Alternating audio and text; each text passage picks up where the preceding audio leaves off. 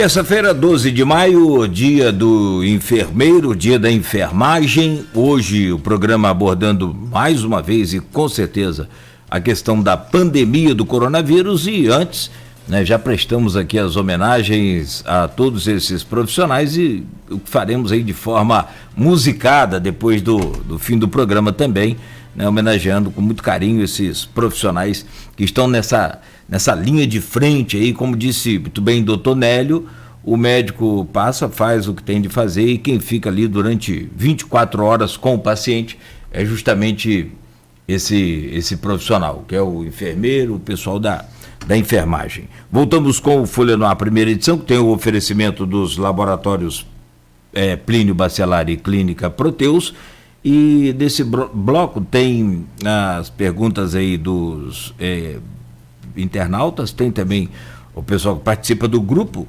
e tem um assunto que é sempre muito discutido, debatido, que é a questão do tratamento com cloroquina ou não, que o Aloysio comenta agora e fala com o doutor Nélio. A gente fala aqui com o doutor Nélio Artiles. Aloysio. Não, até que a pergunta do grupo, feita pelo Frederico Paes, diretor do Hospital Plantadores de Cana e presidente do sindicato dos hospitais e clínicas aqui da região, do município da região. Você faz parte do grupo também, né? Você já deve ter lido, mas eu vou repetir aqui para o ouvinte e para o telespectador, ok? Vários hospitais particulares ou ligados a plano de saúde estão usando o protocolo com aplicação de coquetel à base de hidroxicloroquina, azitromicina e corticoide. Azitromicina e corticoide, principalmente na fase inicial da Covid-19, com sucesso no tratamento. Sabemos que ainda não há nenhum medicamento específico para a Covid-19. Por que, na opinião do entrevistado, o serviço público não adota tal protocolo? Eu vou começar essa resposta, fazer uma resposta socratiana. Só sei que nada sei. Tá faltando um pouco as pessoas tentarem entender, diminuir a arrogância, ter mais humildade, né, de entender que é uma doença nova, é uma doença que tem 4 meses, né? 4 a 5 meses, né? Em torno disso. 120 dias, mais ou menos. E que, na verdade, não existem trabalhos ainda robustos, grandes. Os trabalhos que nós temos são da China. Não vou entrar aqui no mérito de discutir ou não qual é o que tem valor, o que não tem valor, mas existem alguns trabalhos que não têm um embasamento científico adequado, e um deles que chamou mais atenção foi esse do cloroquina. A cloroquina é conhecida há muito tempo porque é uma droga antimalárica, é uma medicação para lúpus, né, para artrite reumatoide, é um anti-inflamatório muito interessante. A gente usa, né, na chikungunya, por exemplo. Inclusive, nós estamos passando por um momento de elevação de casos de chikungunya em Campos. Então, as pessoas não estão muito prestando atenção, mas a gente que está ali atendendo, chikungunya, tem tido casos de chikungunya. Então, e às vezes vem como Covid, né, e na verdade é chikungunya. E a cloroquina funciona muito bem, por exemplo, na chikungunya, não porque ele é antiviral, porque a cloroquina tem um efeito anti-inflamatório. E esses trabalhos que foi publicado lá no comecinho, né, da cloroquina, hoje, com grandes centros, fazendo trabalhos, aí os grandes centros que a gente fala são os centros europeus, os centros americanos, né, os grandes pesquisadores, que hoje toda a ciência se guia em cima desses estudos, em revistas que são revistas que são lidas e são dadas muito valor, como a JAMA, por exemplo, né? New England Journal of Medicine, são Nature, são várias revistas que dão um embasamento grande. E é um trabalho após o outro. E eu vou considerar aqui a Fiocruz. A Fiocruz tem várias linhas de pesquisa, e uma delas é em cima da cloroquina também.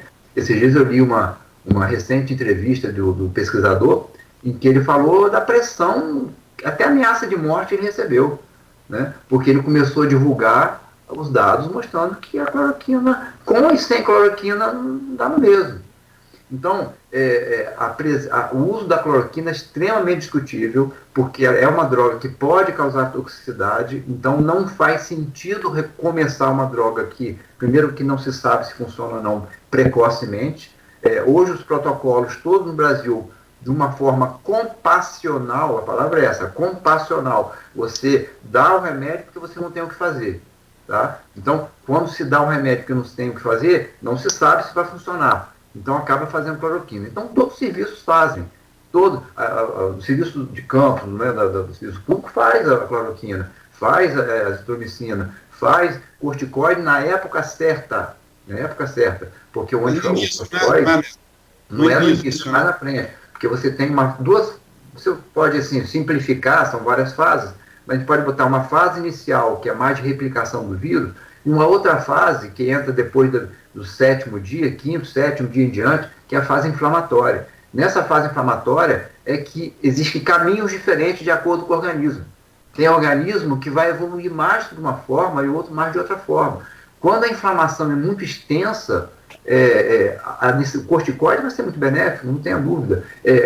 Existem imunobiológicos que são muito interessantes, porque bloqueiam lá as substâncias que fazem inflamação. Então, esses protocolos, a questão da trombogênese, né, do anticoagulante, quer dizer, isso já se faz, é um protocolo que acontece em todo o serviço, inclusive aqui em campo.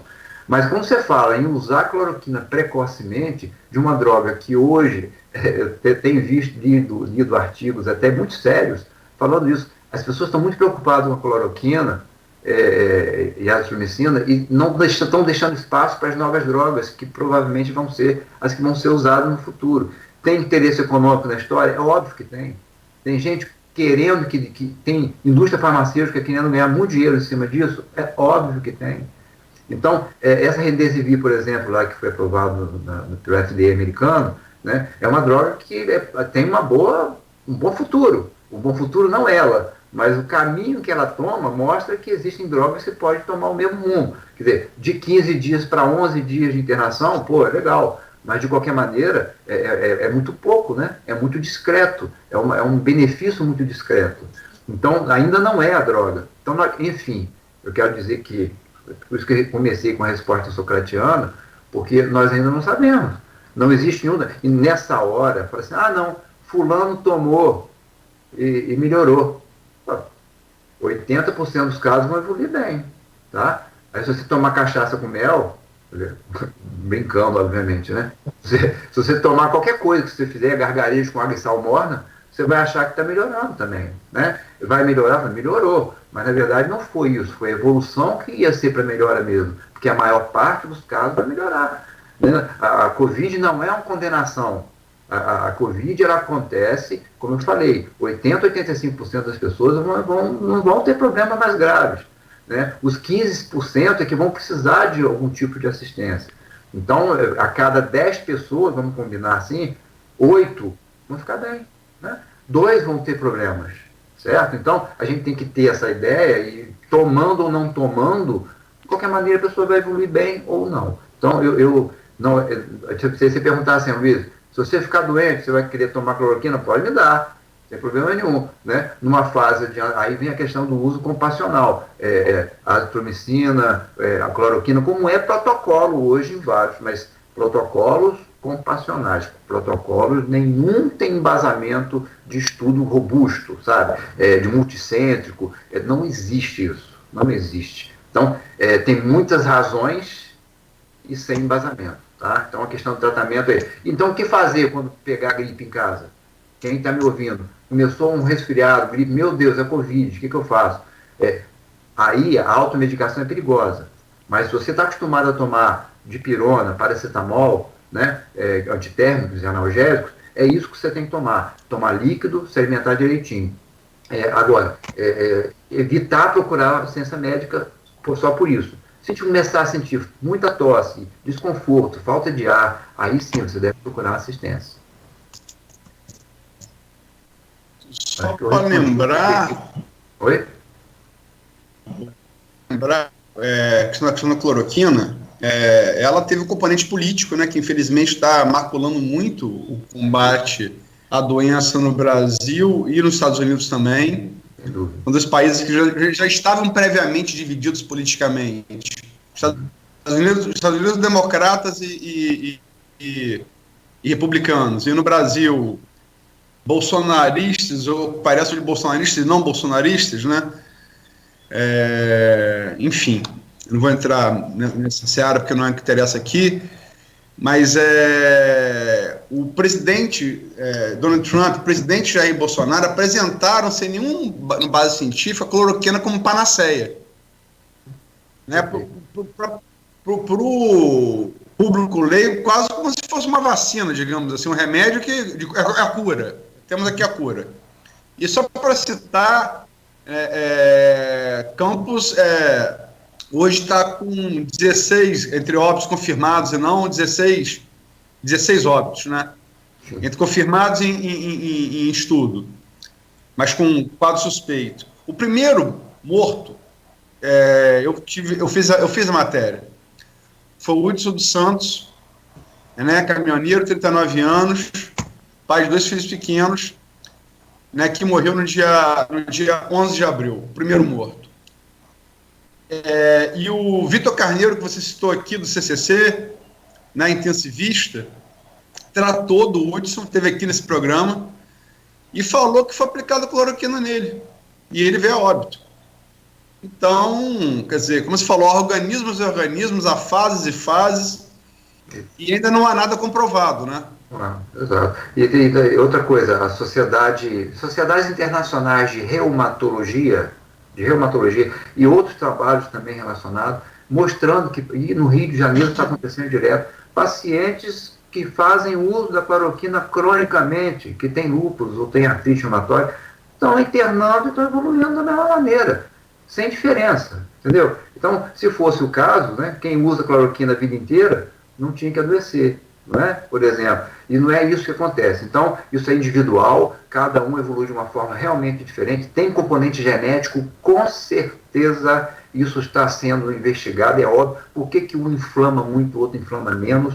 Né? Tem sistema ABO envolvido nisso aí, indivíduo que é grupo sanguíneo O ou A, B, isso mexe também. Existe um conjunto de outros fatores que não se sabe, e que em breve vai se chegar a essa conclusão. Então, a medicação, a cloroquina, tem lugares que foi proibida de usar, porque estava causando uma mortalidade maior quando se utilizava. Né? Então, eu tenho um quantitativo enorme de trabalho relacionado a isso. Eu não posso dizer que eu sou contra o uso abusivo e o uso precoce. Tá?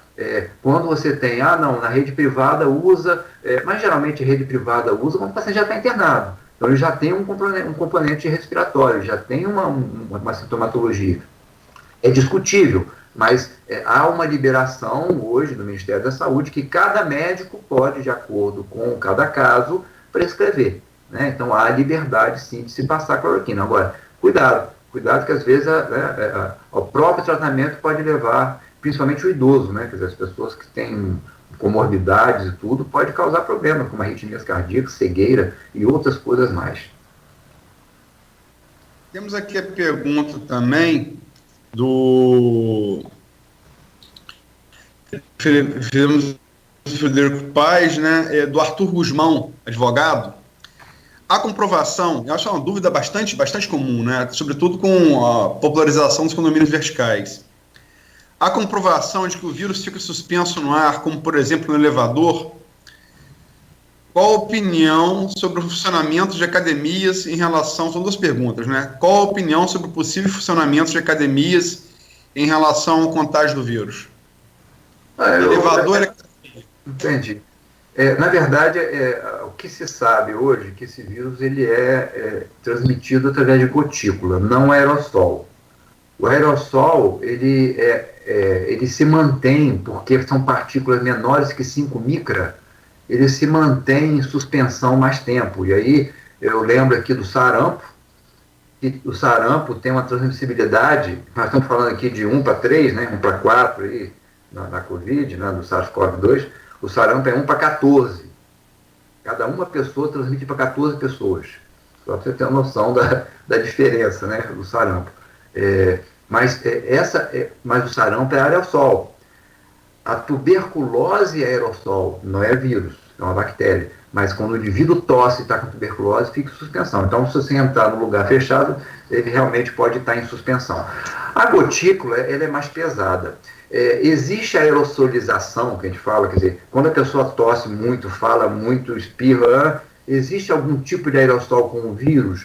Sim, é provável. Não existe uma comprovação, é que nem aqueles vírus que são encontrados, às vezes, em determinados locais, se aquele vírus tem capacidade replicativa ou não.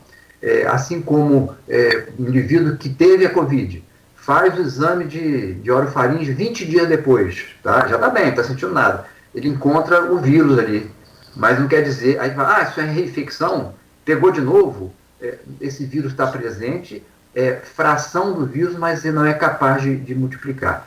Eu estou explicando isso porque esse trabalho realmente aconteceu, mas são poucos trabalhos, a maior parte deles não coloca isso, coloca que é uma gotícula. A gotícula tem peso, o poder gravitacional, o peso gravitacional faz com que a gotícula caia na superfície do chão, do teclado, da mesa, né, tudo que está à sua frente. E ali ele pode realmente permanecer viável. Então, no botão do elevador, na parede, em vários locais realmente você pode ter isso. Ele em suspensão no elevador, teoricamente, se tiver gente por perto, conversando e falando, é viável. Ele ficar muito tempo no elevador é discutível, tá? Esse trabalho ele tem um viés que é discutível. Então, eu não vejo dessa maneira. Porém, Luiz, a gente entra aí na questão da prevenção. Eu sou a favor da máscara, todas as pessoas devem usar máscara, sim, porém sabendo usar. Então, se você vai entrar no elevador, tem que estar de máscara. Apesar de que a máscara protege mais o outro do que a você mesmo. O uso da máscara é um ato solidário. Usa-se máscara para diminuir a distribuição do vírus no meio. Né? Então, quando a pessoa fala tosse, espirra, a máscara serve para bloquear, é um bloqueio mecânico. A aquisição pode acontecer mesmo de máscara. Então, a máscara protege pouco, mas protege. Se você está de máscara, seu olho, mesmo estando de óculos, sua mucosa ocular é uma fonte, né? Então, mesmo que a pessoa fale, você está ali. Outra coisa é você botar a mão na máscara toda hora. Então, se não sabe, existem estudos mostrando que quem usa máscara, locais que usam máscara, às vezes aumenta a contaminação, é o contrário. Então, para usar máscara, tem que saber usar a máscara. Então, usar sempre, nunca botar a mão na frente, sempre mexer na parte de trás, né? E quando você sai à rua, trocar ela a cada 3, 4 horas, se você vai ficar muito tempo, porque a umidade e o calor ali facilita, inclusive, a entrada do vírus.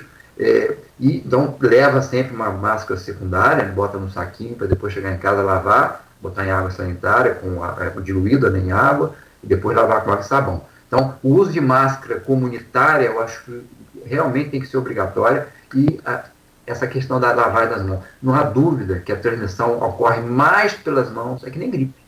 As pessoas ficam achando que é mais respiratório. Não, ele é mais pelo contágio na mão. Né? É você botar a mão nos lugares, botar a mão na boca, ele forçar o nariz, forçar o olho. E por isso que a máscara às vezes incomoda bastante, né? A gente está acostumado. Então você tem que toda hora ficar botando a mão. Então, por isso que é muito importante lavar as mãos. Então a questão do elevador, vai entrar no elevador? Se você tiver habilidade, né, aperta com o cotovelo. Se você não conseguir apertar com o cotovelo, no mínimo você vai com a mão não dominante, né, e aperta com a mão não dominante. Mas logo depois lava a mão ou passa álcool gel. Né? Esse é o cuidado principal. E usar máscara. Usa uma chave, né? E depois lava a chave com álcool.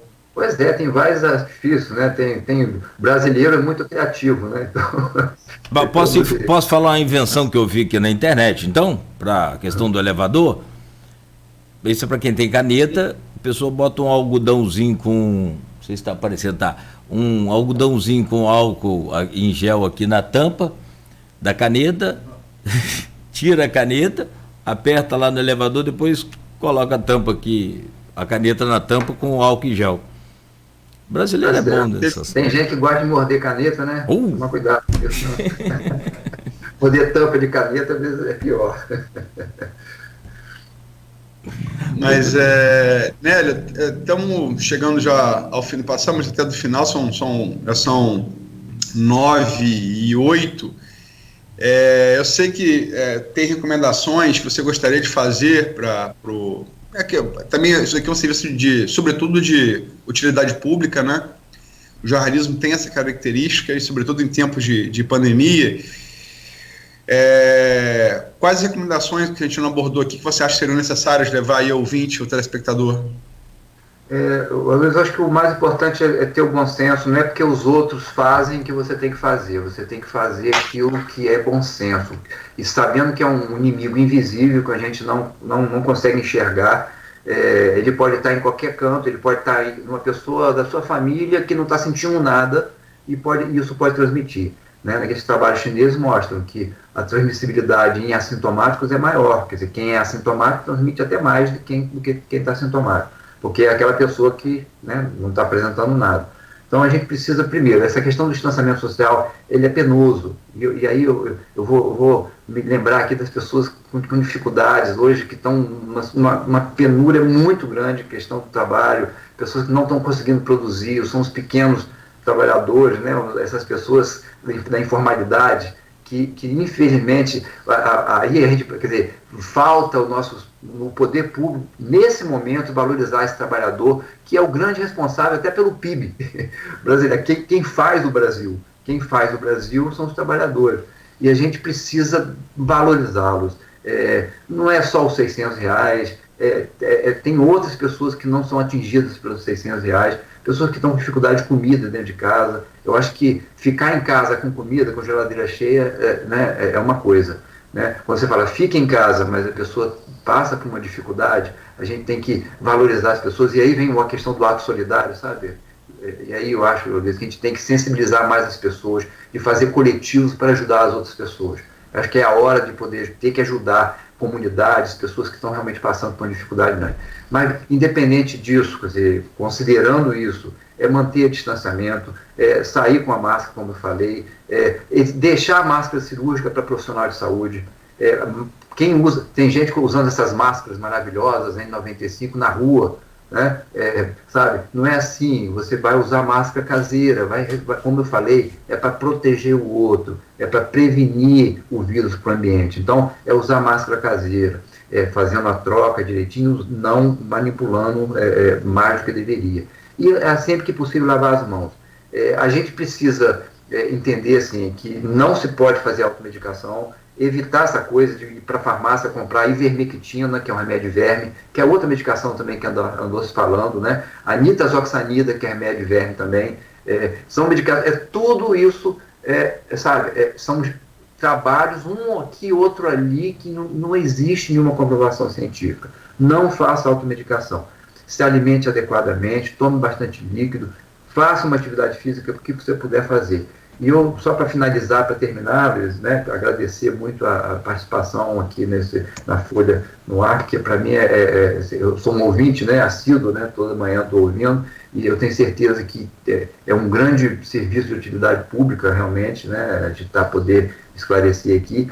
E lembrando ao Missáter, e é o Missáter que faz um canto também se referindo a Sócrates, né, e que ele fala, só leva a certeza de que muito pouco sei e nada sei. Né? E a gente precisa ter a humildade de dizer que a gente não sabe. E quando a gente não sabe alguma coisa, a gente tem que tomar muito cuidado com aquilo que se ouve. Né? Então as fake news estão aí para induzir o sujeito a fazer coisas que não deve. Né? Então vamos olhar da onde vai estar vindo essa fonte de notícia, para que a gente possa tomar atitudes em cima daquilo que realmente é sério e é devido. Né? Então, eu queria terminar aí, né, parabenizando aí mais uma vez a Folha, né, por esse espaço aí da gente estar podendo esclarecer. Ok, eu agradeço demais a entrevista, muito didática, eu acho que levou bastante informação ao ouvinte telespectador. E essa coisa, você começou e terminou falando em Sócrates, né? Você sabe que toda a filosofia dele, segundo Platão deixou narrado, ele não cria na palavra escrita, só no conhecimento oral. Platão, discípulo dele, era com base em perguntas, ele nunca afirmava nada, ele ia te perguntando, né? para tentar levar você ao raciocínio. E sabe por que ele desenvolveu esse tipo de pensamento especulativo? A mãe dele era parteira. Então ele achava que a verdade deveria vir como um nascimento. Você tinha que estimular a própria pessoa a trazer a verdade à luz. Né? Daí é maêutica. A mãe dele era uma obstetra, né? É por isso. Tá certo. Isso aí. Legal. Um abraço, Nélio. Muito obrigado. Nada, prazer. Estaria sempre à disposição. Um abraço, Nélio, também. Nosso agradecimento ao senhor. Bom dia. Cláudio, muito obrigado pelo carinho. Valeu. Grande abraço, bom trabalho e boa sorte aí. E dê aquele... abraço não pode, aquele cumprimento lá, mesmo que a distância aos seus companheiros que trabalham. Aos enfermeiros, né? Especial aqueles que trabalham com o senhor lá. Você. Bom, Aloysio, 9h14, fechamos por hoje, né? E amanhã... Amanhã o Leandro Rabelo Monteiro, doutor em biologia evolutiva, cientista, professor da UENF, com passagem em grandes universidades europeias, né, na Universidade de Hull, na Inglaterra, uma das maiores da Inglaterra, por conseguinte, do mundo, e vai estar falando um pouco para a gente da história desse vírus e dos vírus de maneira geral, na evolução do homem, na evolução dos vírus, né, e nessa inter-relação que não começou hoje nem vai terminar hoje, que vem de muito, muito tempo, né? Tentar entender melhor essa nossa história aí com os vírus, que muito se discute também na ciência, se é forma de vida, se não é. Como o Nélio destacou aqui hoje no programa, tem RNA, nós temos DNA, mas enfim, de uma maneira didática, tentando passar aí essa história antiquíssima entre homens e vírus. Quem sabe até tentar passar para a gente também o que Nélio falou, essa mutação tão rápida do vírus, né? Exatamente, esclarecer questões como essas fake news dizendo que o vírus foi desenvolvido no laboratório, né? Perfeito. Enfim, vamos tratar dessas questões todas aqui amanhã com um especialista, como a gente tem que fazer. Né? Ocorrer a quem pesquisa, quem dedicou a vida inteira àquilo. Não é conversa de botequim, você tem que procurar especialista. Procurar um infectologista como o Dr. Nélio, procurar um doutor em biologia e em evolução da vida, né? Em biologia evolutiva, como é o Leandro. Como é que você fala? É um palmo de profundidade, que não é o caso, né? Não, o jornalismo é um oceano de conhecimento com um palmo de profundidade. Aí, para descer um pouquinho, você pede ajuda a quem mergulha a 100 metros há muito tempo antes de você. É verdade. O caso do Nélio, o caso do Leandro, né? Claro. Perfeito. Tá bom, então, Luiz. Um bom dia, muito obrigado e até amanhã, se Deus quiser. Valeu, um abraço, Cláudio. Fica com Deus. Valeu. E parabéns aí. Um abraço aos enfermeiros, auxiliares de enfermagem. Aos técnicos. Como diria José Martí, um cubano, bem antes da Revolução de Fidel Castro, em vocês vai a dignidade humana. Muito obrigado pelo trabalho de vocês. Perfeito. 9h17, fechamos aqui o Folha no Ar, primeira edição. Eu vou rapidamente à redação do jornal Folha da Manhã. De lá eu vou acionar o repórter Ícaro Barbosa, tem as últimas notícias para a gente fechar esse programa, né, arrematando aí com chave de ouro, trazendo as últimas novidades do portal folha1.com.br. Ícaro, bom dia, direto da redação. Bom dia, ouvinte do Folha FM, eu sou Ícaro Barbosa e trago para vocês as principais notícias da redação do